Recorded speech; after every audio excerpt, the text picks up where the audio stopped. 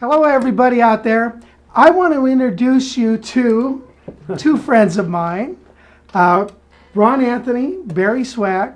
Now, Ron, I met 35 years ago, 30 years, quite a while ago. 25 yeah. years, Something like 25 years ago, something. Yeah. We worked on a book helped record your book, right? That's right. And I also proofread your book, by the way, and there was a lot of mistakes. I'm sure there was. I can find a couple today, even. That you missed. No. Well, no, I take that back. No, I can't find any today. But anyway, I've talked these guys into coming up here to our place to do some videotaping and some lessons, and I'm really pleased to have you guys here. Now, one thing what I want you to realize about these two young men is they've been around the block just a few times. And I want to share, have them share with you a little bit about their history, because I think that's really so important. You know, it's one thing to take a few lessons here or there, but it's really nice to know who you're studying from, don't you think? Absolutely. Yeah. Sure. I mean, Absolutely, yeah. So, to make sure that they're telling you the right thing, you know. You got to give credit where it's due, right? Well, yeah, and you know, you don't want to be led astray by somebody. It's nice to be led astray by somebody who's got a reputation. Yeah, hopefully, yeah, right. That's right. Okay, so tell you what, let's start with you, Ron. All right. All right, so Ron is from Pittsburgh, Pennsylvania, right? Pennsylvania, moved to L.A., but before that you played with George Shearing? I was living in New York in 1960 through 64, and 2 of those years I played with the George Shearing Quintet. Yeah. And he was pretty good, wasn't he? He was very good. He was very good, and at that time his quintet was very popular, and he did a lot of recordings and concerts all over the world. Came from England when I guess in the late 40s, and was a contestant on the Arthur Godfrey Talent Scout show, and actually won the show. Actually won first prize, but from what he told me, it was all arranged beforehand. Oh, all right. But he was a great musician. So, yes. But the thing about that band was that the guitar book was very demanding, and the execution, everything had to be very precise, because that band featured the guitar and the vibraphone and the piano playing ensembles and things together that were just such a unique tight, sound. close harmony. Tight, close harmony and unisons. Phrasing, they all breathe. It was a wonderful classic band, and a classic jazz guitar chair, as we refer to that position in a band, is the guitar chair, and that band was like a hot seat, I would say. Yeah, yeah. You know. And when you left, who took your place? Who took my place? What was that Earl guy? Clue.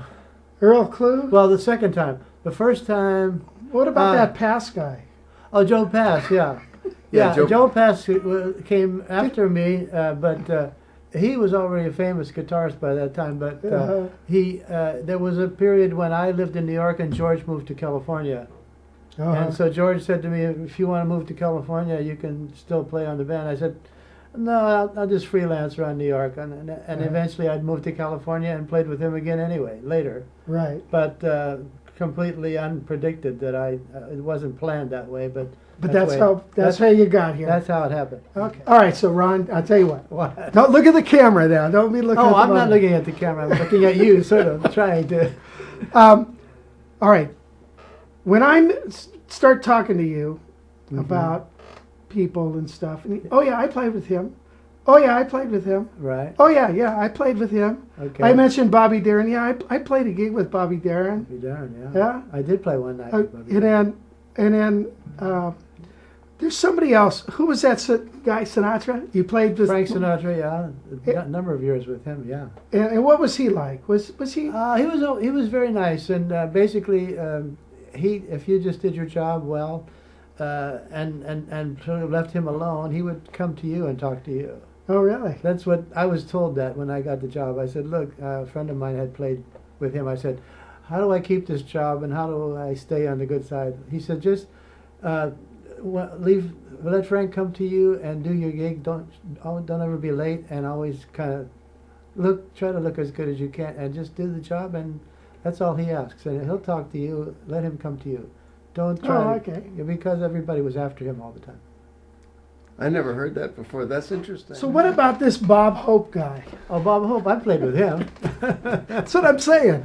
Yeah, Bob Hope is a great guy. I played a bunch of the Desert Classic with him. Elm Spring Desert Classic. Then it just turned out that I went to Vietnam with him one year. There was somebody that was supposed to do it, and they didn't want to go. So I ended up going to Vietnam with Bob Hope and a bunch of Les Brown Band and Joey Heatherton. Oh, that was nice. That was nice. So, you know, I pick up this duets album. Right. And it's got your name on it. And I thought, how did that guy get around to all those copies and put his name on it? You don't mean the liner notes, of course.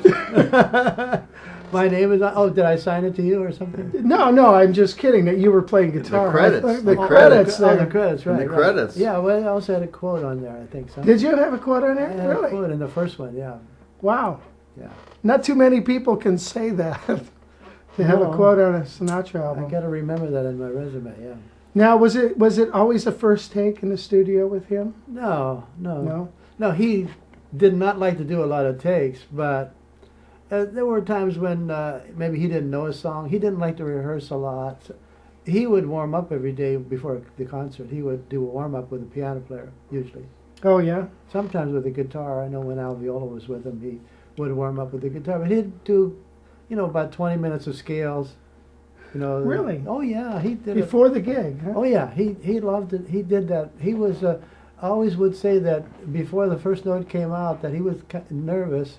And once the first note came out and he felt that he was okay. But he would always say to himself, I don't know what I'm gonna sound like, Oh, really? The first note comes out, but his experience and his, even if his first note wasn't great, it wouldn't make any difference. The third and fourth note would be fantastic. Right. Well, that's so weird because everybody kind of, puts him on a pedestal. You don't think of him as either a musician either. Sometimes you think of him as, just the tough guy or something, but he was really a musician as well. Huh? Oh, yeah. Well, he just had the greatest instincts and the great ears and the experience with the big bands.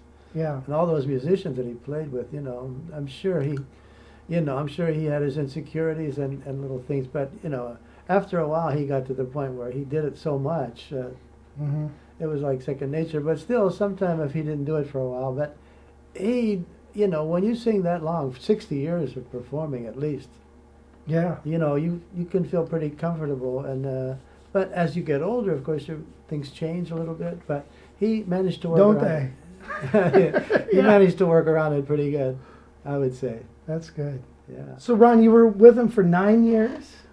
9 years. Well, I did a couple of jobs with him before that. Like a couple one-nighters with when Queen Elizabeth came over here one time. It was Queen Elizabeth and Nancy Reagan. We Name did a gig dropper. with them. I did something else. I'm trying to think. Yeah, I did something in Palm Springs with him. I can't remember, but there was a couple little things I did. So I just played for the mayor of Coarsegold. Well, whenever it came time for me to be hired, I took Tony Mottola's place, and when it came time, Bill Miller said to Frank, he said, "Yeah, Ron would be good," and he said, "Oh yeah," and he said to Bill said to him, "You've heard Ron play before. He played for you for a couple of times," and he said, and Frank said to him, "Bill, Ron, I'm sure Ron's fine. If you think he's fine, let's go ahead. Let's do it." All right, so we already talked about this, but I want you to tell them because I love Bobby Darin. Oh, Bobby Darin. And you were saying... Bobby Darin, I did play one night with Bobby Darin. I was subbing for somebody. But I thought it was a great experience. I think he's one of the best singers around and entertainers. Yeah. Really, really great, Yeah. And so I enjoyed it. I was living in Pittsburgh, played one night with Bobby Darin, and I thought, God, I'd like to play with him more, Right. But just happened at the right place at the right time. Yeah. What about, okay, You had mentioned before that you had talked about playing with Vic Damone, right? Vic Damone, the singer, right? And he was sort of a Sinatra influenced singer. Of course, all the singers were influenced by Frank Sinatra, but Vic was really a lot like Frank, other than his vibrato was a little more, you know. He was a great singer. Great singer, great voice, great instrument, you know, but not quite. I mean, wonderful singer, wonderful talent, great looking guy, but Frank had a little more the warmth and the phrasing and the. I mean, Vic was great, but Frank, there was no one like Frank. He was just the epitome. Right. That's why all the vocalists would say, "Who's your favorite singer?" Well, they said, "Well, other than Frank Sinatra, this is who I like," because he was like, you know, he was unequivocally the best. I know what that's fantastic. But you know, as far as knowing guitar players, you mentioned you knew Wes Montgomery. Oh, right, I did. I mean, I don't. How many people you know that knew Wes Montgomery? I don't know. Now I know one.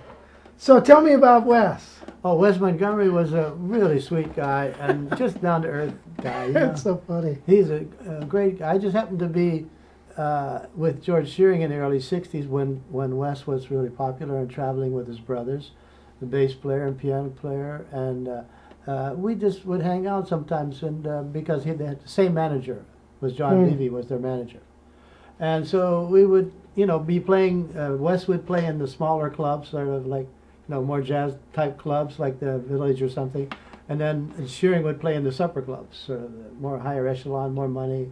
And then afterwards, Wes and I would get together and go play at a jam somewhere, and and I would always ask him, please, to let me go and play first.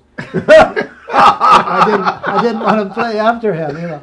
He was just so good, and of course he was really kind of very, he was a lot of humility. He didn't think so much about.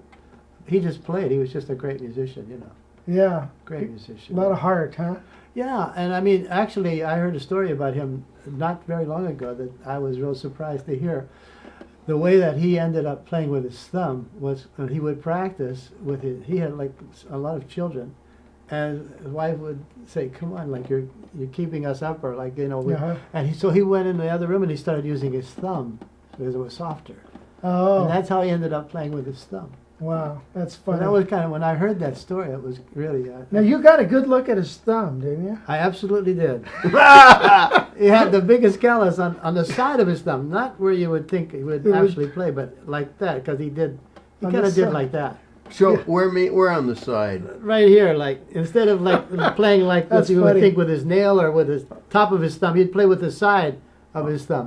Like where yeah, the like knuckle right is? right here. Now I heard Kenny Burrell say in an article that he called it a corn. Wes had a corn. Oh well, he on did his- have a big. Like a big there. callus. But he like- also had on his guitar something that to protect the guitar because of his thumb. Oh yeah, Yeah, he had that's some so kind of weird. plastic thing or something like so he wouldn't damage the wood. Uh-huh. Yeah, so I mean, it was a unique experience being around him. But I knew he was great. But then after all the years go by and the fame and the records and all that, then you say, wow, it's sort of amazing. But at that time, it was just I'm playing with Shearing, he's playing with his group, and we're friends. Right. But I knew he was great, but you don't really know how great somebody is sometimes until you have more knowledge. Just like with Charlie Parker when I was a kid, I liked Charlie Parker, and some of my musician friends, I was just learning about music, and they'd say, "Yeah, but wait till you learn more about music, then you'll know why he was great." Oh, yeah. What a good point that is. Yes, Jeez. that's good. Yeah.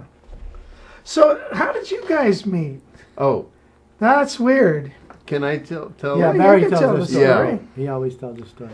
Well, this is a story that people I've been asked this. How long is this going many to take? times. I'll try to keep this as short as Give him possible. the Reader's Digest version. Yeah, right. I'll try to keep it as short as possible. And the 5 days after I got out of the Army, I had played in a band in the Army in Colorado Springs, Oh. and where I was lucky enough to study with Johnny Smith.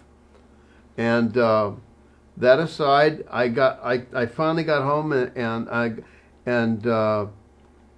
got a call from this guy, and I just had made some calls from people from my friends told me I was back, and I was raised in Los Angeles, and I wanted to let people know I was back in town, and so the word got out that I was back, and he needed a sub for that night at this great little supper club on Sunset Boulevard called Sneaky Pete's, with the piano player named Scott Smith, who played very well and sang very, very well, and it was a 6-night-a-week gig, and and with a quartet. They don't have that anymore. Oh, wow. You know, and but anyway, he asked me to. I think Ron had a record date or something, and he asked me to start for him, just do the first set or the first set and a half or whatever.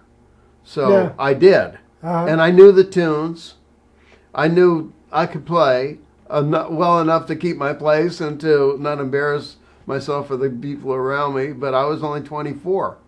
Oh, wow. And so we've been friends since then. Ron gave me my very first gig in town after I had got off the road. You know, so after that was kind of really helped me get my foot in the door. Yeah.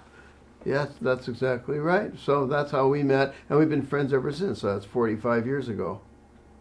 Long time. Since I'm only 39. I think Jack Benny had the right idea.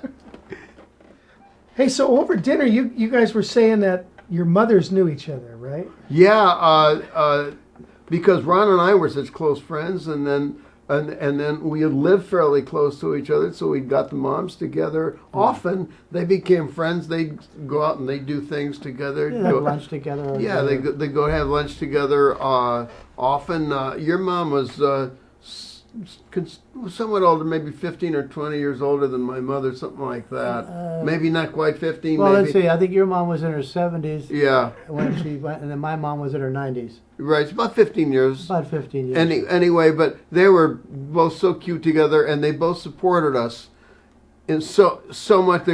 Both their moms were just so proud of us.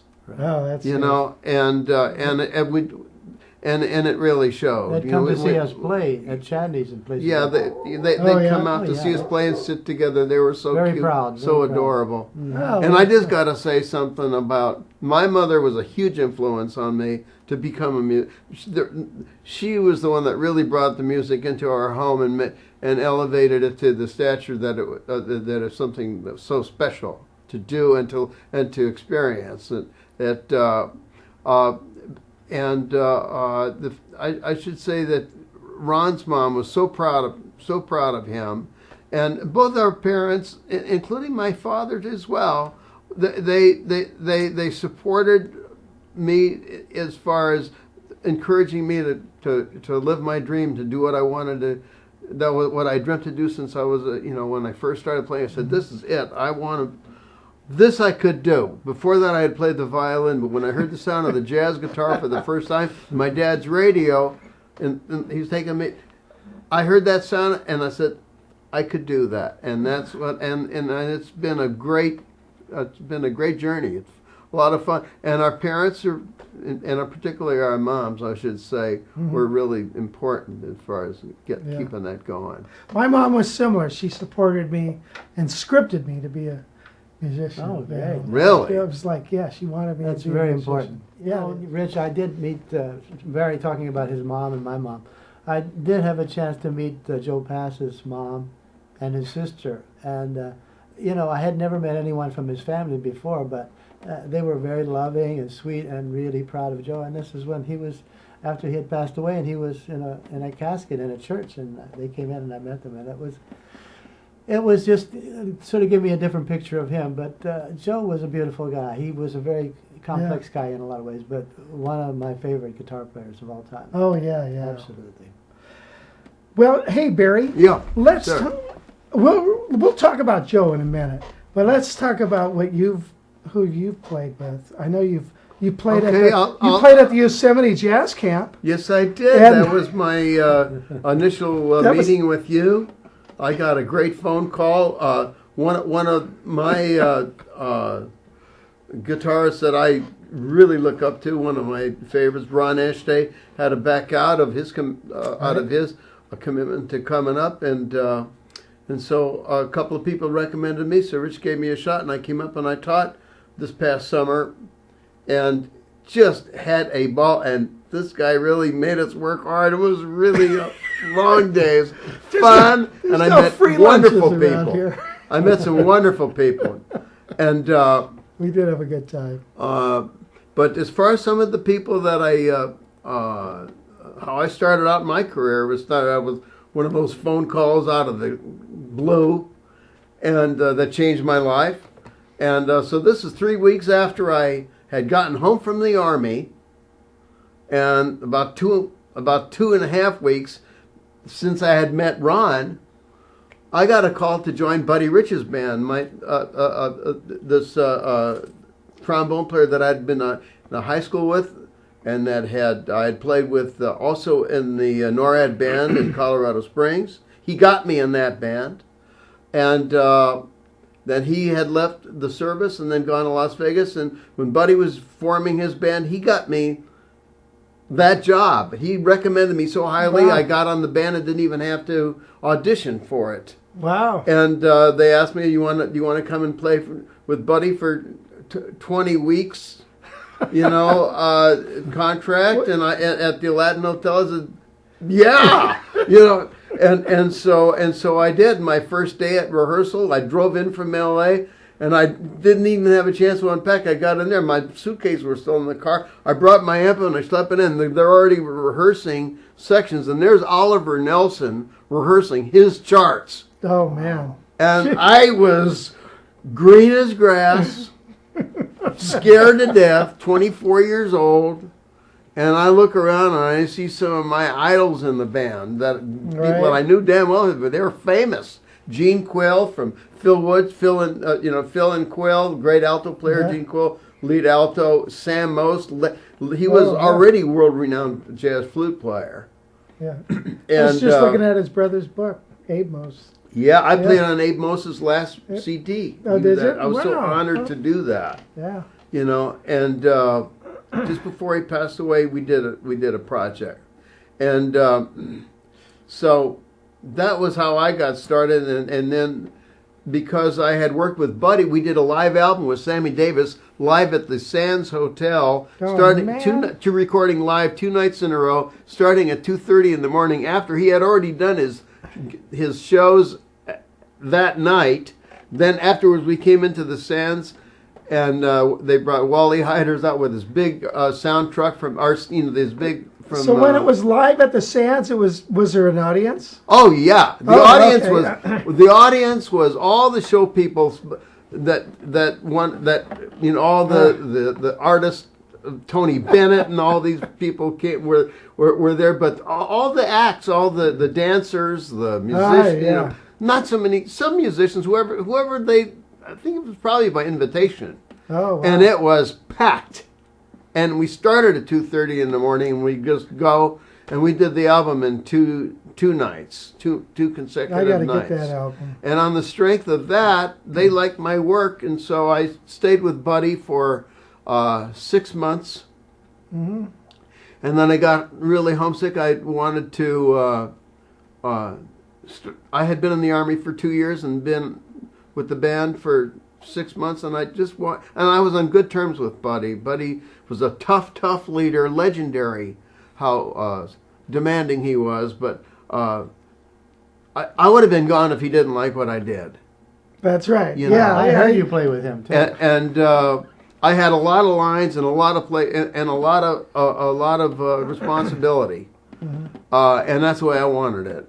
And but when we did the recording with Sammy, they liked what I did behind some introductions to one of the bossa novas. And about 7 months after I left Buddy, I got a call to join Sammy Davis's outfit. And I had wanted to stay home, but I wasn't doing that much in town. I said, well, that's going to be a good gig. So I went and I did that, and I stayed with him for about 14 months, and I got to the last 16 weeks, the last 4 months, I worked at the London Palladium with him at doing the Golden Boy show, and Wow. And that was a great experience, you know. And then my guitarist has taken me all over the world. I played with some amazing people, and it's been a great ride so far, and I just want to keep going. Ain't over yet. Yeah. Well, look at you guys. Thanks for nice guitar, by the way. Oh, thank you very much. Yeah, I love this guitar. It's a great guitar. Your main axe is what? It's a little cheap. Yeah, my D'Angelico, you know. D'Angelico, yeah. Yeah, my scrub guitar, you know. Well, thanks for coming up to the mountains. Great to be here. For me, great to see you. with me, and I'm going to try to get as many lessons out of these two as possible. We're gonna wring them dry and then put them back on the train. This is going to be both of our first times doing this type of thing with Rich, and I'm honored to be part of this enterprise. I think it's so positive, great energy, and it's going to be a blast to do this with you. Well, thanks again Yeah. for coming up. It's always great to see you, Rich. I enjoyed it. Yeah. Thank you so much for having us. You're welcome. Yeah. All right. Well, let's get into it. Okay. Hey guys, so before we wrap it up, I want to mention you guys do have websites. Yes, we do. And yours is Jazz.com. ronanthonyjazz.com, and yours is Barry Zweig. That's BarryZweig hyphen guitar.com. And Barry has on his website something that I think is very interesting. It's the reason why I brought him to Yosemite. There's a picture of him in Viva Las Vegas as the standing guitar player. Is that what you called it? Sidelining. Sidelining. In other words, he's the guy looking like he's I got playing the guitar. Dave Brubeck glasses on. Oh, You my know, God. those black horn rimmed Yeah. Dave Brubeck. Now they're Elvis Costello type glasses. He was way before his time. His hip. And here I am sitting playing rock and roll, and we had a bit. It was an all day thing. So I was sitting down playing it. Supposedly behind Elvis Presley, I'm sitting down playing. Yeah. Yeah, but it was just sidelining, which sidelining Right. But that's a pretty good gig. that's an extra. You're an extra. You're pretending to play to a pre-recorded track, and Yeah. it was. They get the picture. It's got "Love to Love You, Baby" or something tuned like that with Ann Margaret. But you said now Elvis. What did you mention? Oh, you said Ann Margaret wasn't very good looking. Oh man, she was so fine. Oh, And Margaret, oh my God. she was. I think she was at that time. She was about 23 at the time. Oh, What Oh about- my God, was she just? I worked for her many years later. Did you? Yeah, I did. I went to Lake Tahoe with her for a month, and also to Las Vegas for a month. Wow. She was just, you know, and she still was looking great. And that was after she had her accident and all that. Let's put all that aside. But that was a great experience for a young guy. What about you know. Elvis? Did you get to hang with Elvis? He was very kind of soft-spoken and just did his business. He didn't really hang too much. I didn't really have to hang out with him. But exchange with the guys, he was polite. Yeah. Uh-huh. He wasn't attitude at all. I mean, That's funny. I don't have any insight into him. Okay. Well, Yeah. anyway, Barry Swag. You can go to their websites and learn more about these two fine gentlemen. So, hey, Barry, Barney Kessel. Yeah. Did you know him? Yes, I did Yeah. know him. I met him when I was 16. And he was a big influence. He was a huge Did you know influence. Barney? I did know him. Yeah. I did. So let's Yeah. talk about Barney. Okay, that nothing would give me greater pleasure than to let people that maybe don't know about him that what he was a complex, and I'm saying it in a very positive way, so accomplished, a tremendous innovator on the guitar, a tremendous pioneer of the jazz guitar. The next extension to me from the generation of Charlie Christian, then there was people like Barney and Herb Ellis, and then the subsequent people that followed that line like Wes Montgomery. Okay. But I met Barney when I was 16 years old, but of course I'd heard him first on the radio and on record with Julie London and that great album that he did accompanying her with Ray Leatherwood on bass. Oh, That wow. was the bass player. And And that was Crimea River? That was Crimea River, classic. It's on YouTube. It's there. Sure, yeah, that's a great. And it's some of the most. It was the most gorgeous guitar playing, the greatest piece of accompaniment work. That I was just finding out about what an amazing instrument the guitar was, and that was so inspiring to hear.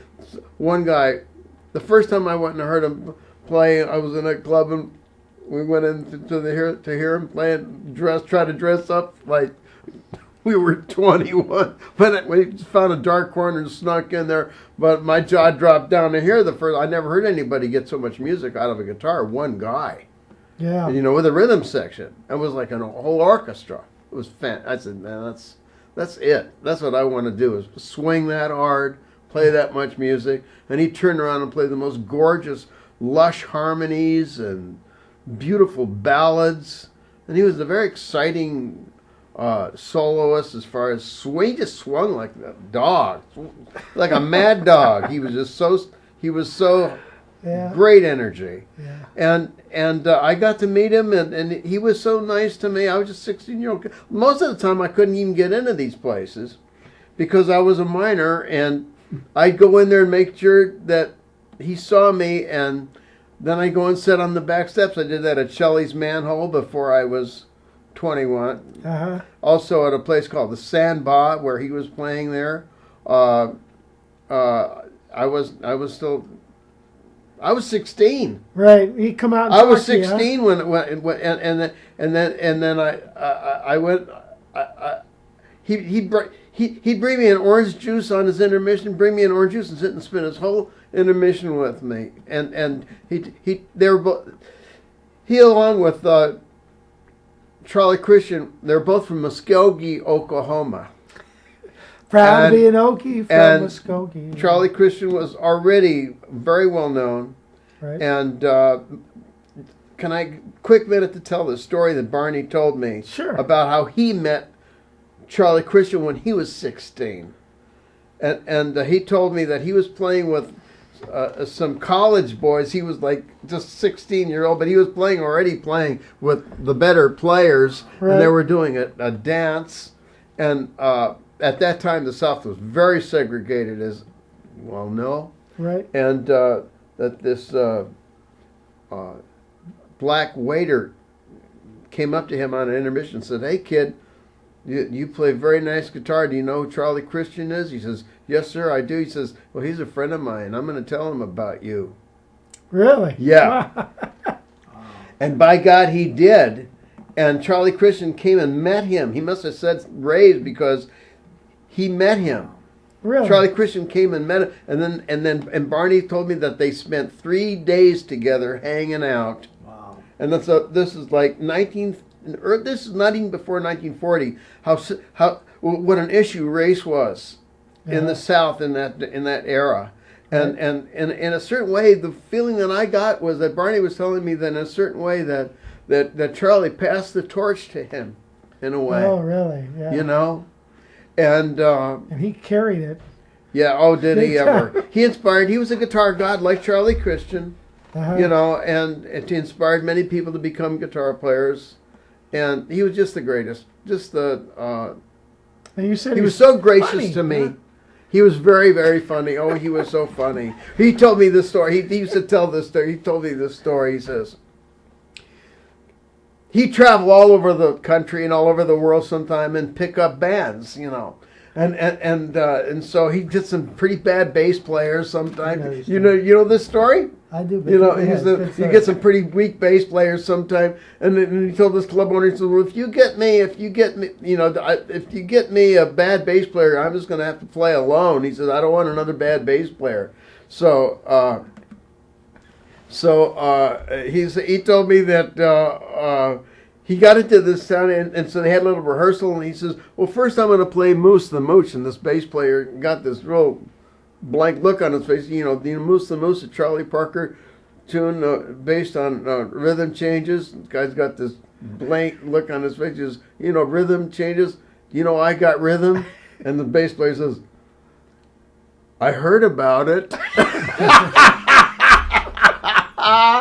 Oh, yeah. And But you know, that was probably one of the reasons that him, like Joe, developed such an amazing solo style, and then would go out and play just a whole night and carry it all night, just playing solo guitars. The guy and his guitar, and just keep the audience, you know, all night. Of course, Joe did it on a scale like concert halls all by himself. You know, it was later, and but Barney was a huge influence on me to be a guitar player. Absolutely, his tone, his swinging, his harmony, everything. He was something. Great. Joe, speaking about that, Joe, Barney, of course, was a great player, a great innovator. But Barney used to say to me all the time, he'd say, you know, Ron, he said, I work in town here. He said, I can't bring anybody in. He said, I have to go on the road to get a good crowd to come and hear me. He said, if I'm in town, I'm a local guy. He said, I don't get a good crowd. But he was a great player. But Joe passed. Joe was a great solo player, but Joe told me he said he didn't really like to play solo, and he did his first recording solo guitar, and his manager was Norman Granz. Right. So he said Joe made a lot of mistakes on that recording, and Joe said, "Oh no," he said, "I don't want to release that." I said, I played a lot of mistakes, and Norman Granz says that doesn't matter. Believe me, we're gonna release it. Don't worry. And Joe didn't really want to, but Norman Granz, of course, was his manager. Really? They released the album, and it made a whole new career for Joe. It sold a lot of records for. Is that the Virtuoso record? Yeah, first Virtuoso record, and actually he didn't think it was good enough, but he made little mistakes. But I mean. It didn't matter. It still was great. What he did was incredible, and then he developed that. After a while, he got used to it. And of course, he was doing a lot of stuff with his fingers, mostly a lot. Well, he never did anything twice the same way. Exactly. Yeah. It was always very much the spirit of jazz, the spirit of invention. Right. Yeah. Well, Joe passed. You know, he was born, I think, in New Jersey, but he actually spent a lot of time in. I'm trying to think. Was he lived in Ohio for a while? But when I was playing around Pennsylvania, I was just, you know, really getting started and getting a reputation to play pretty good, or so on and so forth. But one night I had a pretty good night. I thought I played okay. I did all right, you know, as a young guy learning, developing. And the guy that I was playing with, he said to me, "You sounded pretty good. It was nice." He said. By the way, he said, I said, thank you. He said, have you heard Joe Passalacqua? Yeah. And I said, you mean Joe Pass? He said, I said, yeah, I've heard him. He said, oh, have you heard him? In other words, he was saying to me, have you heard him? Because you sounded okay, but... Yeah, but have you heard Joe? Have you heard Joe? Yeah. He was kind of like trying to keep me down, you know. That was the thing in Pennsylvania. You know, everybody had to be humble, you know. But actually, you know, I was just playing the best I could. You know, I remember when we used to go to the Dale Zdenek, who was the publisher of Ron's book, and I worked for him and published my book. They'd have those parties. Right. And it was Ted Green and you and me, Tommy Tedesco, Joe Diario, and Jay Freeman would be there. And there was only one subject. It all came down to talking about Joe Pass.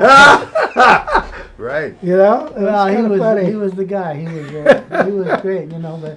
and he was an incredible player, you know, and basically he really didn't like playing alone.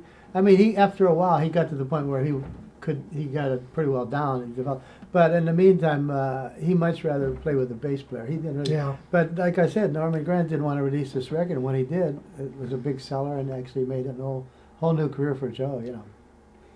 Great. You know, I'm sure we both have stories about.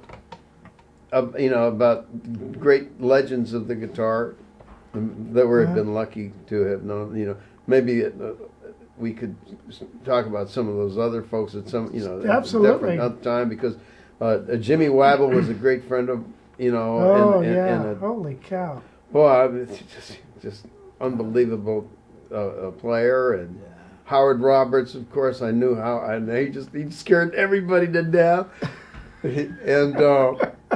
I'm so lucky to have met some of my heroes, and and become friends with some of them too. That is nice.